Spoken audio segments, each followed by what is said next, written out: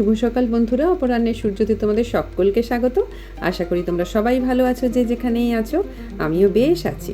পুরনোকে বিদায় করলেই নতুনের আগমন হয়, এই বিষয়টা বলতে যতটা সোজা, বাস্তবে মানাটা কিন্তু খুবই কঠিন। বিশেষ করে আমার মতো মানুষদের পক্ষে, যারা কিনা গেরস্থালির প্রতিটা কোণাকে বুক দিয়ে আগলে রাখতে ভালোবাসে। তবে সবকিছুর ঊর্ধ্বে ওই পরিস্থিতি, কিছু পরিস্থিতি এমন হয় অনেক কঠিন সিদ্ধান্তও বুক চেপে নিতে আমরা বাধ্য হই। আজকে ঠাকুর ঘরটাকে একটুখানি ভিডিও করে নিচ্ছি, কারণ কি হয়েছে বলো তো বন্ধুরা, 22 বছর আগে তো এই সিংহাসন আমার এসেছিল।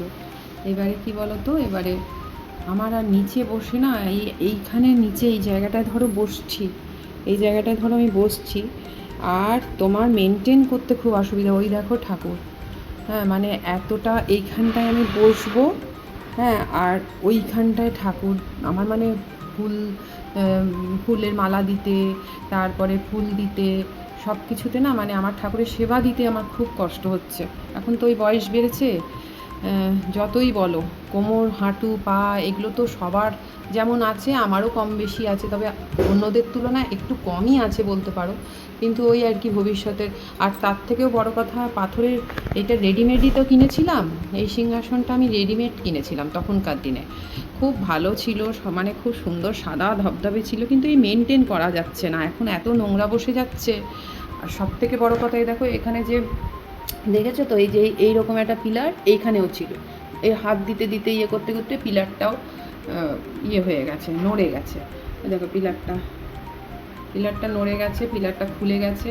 তো আর এটাকে মেনটেন করতেও পারছি না। আর সব থেকে বড় কথা হচ্ছে, মানে এটাকে যদি আবার ঠিকঠাক করতে হয়, একটা তো খরচ সাপেক্ষ ব্যাপার আছেই, তার সাথে হচ্ছে তোমার নিচে বসে করতে পারছি না বলেই মহারাজকে বললাম, আমাকে একটুখানি উপরে একটা কিছু ব্যবস্থা করে দাও, মানে যাতে আমি এবার বাকি জীবনটা, 50 জীবনটা যতদিনই বাঁচি, কবে যে যাব, কবে যে কতদিন থাকবো, কিছুই তো আমরা জানি না, সবই তো আনসার্টেন, কিন্তু আমাকে একটু ওপরের সেট আপ করে দাও।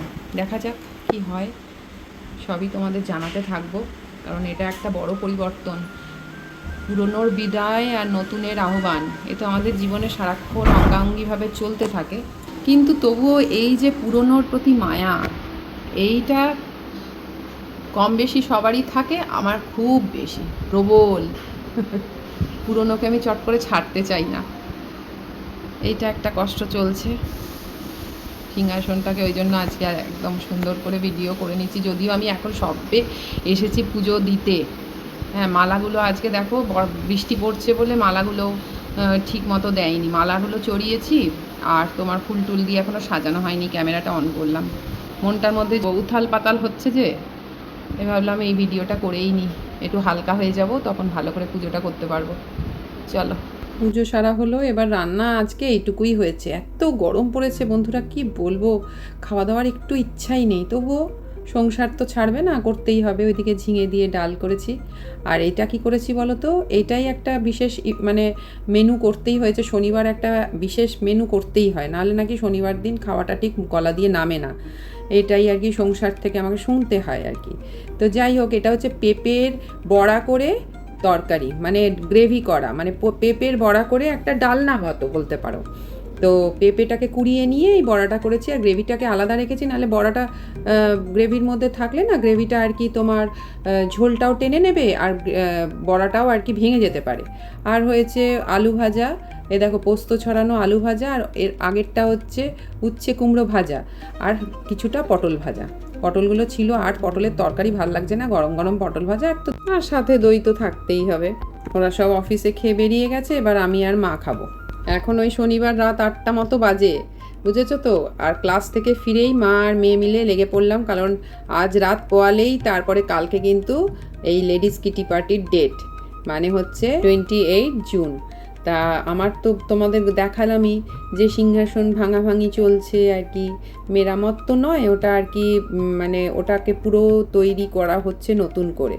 আর আমি আর মা মিলে প্যাকিংটা করে ফেলছি, কারণ কাল সকাল থেকে একদম টাইম পাবো না। জুন মাসের কিটি উইনারের মানে লটারি গেমের উইনার হয়েছিল মা, তো মায়ের হয়ে সব কেনাকাটি করে রাখলাম। এবার এইটা তো একটা চাপের থাকে, যে উইনার হয় সে যেমন টাকার মুখ দেখে, একটা বড় অঙ্কের মুখ দেখে, তেমনি আর কি আমাদের কাছে অনেক বড় অঙ্ক ওটা, কারণ আমরা তো সব বেশিরভাগই হাউস ওয়াইফ, ওটা আমাদের কাছে বড় অঙ্কই। তো এবার রাখার পর সেটাই শুধু না, সারা মাস ধরে এবার টেনশন, কি মেনু করব, কি খাওয়াবো, কি গিফট কিনবো, সেই সব আবার একটা চাপ থাকে। চাপ মানে এনজয় করার মতো চাপ, মানে কষ্টের চাপ নয়, আনন্দের চাপ আর কি। তো এবার এইগুলো কিনেছি, এই যে ছোট ছোট পটলি, তার মধ্যে হচ্ছে না বটুয়া বটুয়া, হ্যাঁ এগুলোকে পটলি বলে, এগুলো পটলি, নানা কালারের পটলি। তার মধ্যে একটা ওই যে একটা হ্যান্ড টাওয়েল আর কি, হ্যান্ড টাওয়েল। কালারগুলো আমার এত পছন্দ হয়েছে, একদম না এটা দিই, এটা একটু নতুনত্ব। আর 1.5 বছর হয়ে গেল গেম খেলা হচ্ছে, কিটি পার্টিটা, তো কিন্তু এই জিনিসটা কেউ গিফট দেয়নি এখনো, আর এইটাও দেয়নি। তা মানে রিপিটেশন হলে তো একটুখানি কমে যায়, তা সবাই আমরা চাই যে এত যেখানে ভ্যারাইটি, রিপিটেশনটা কমই হোক।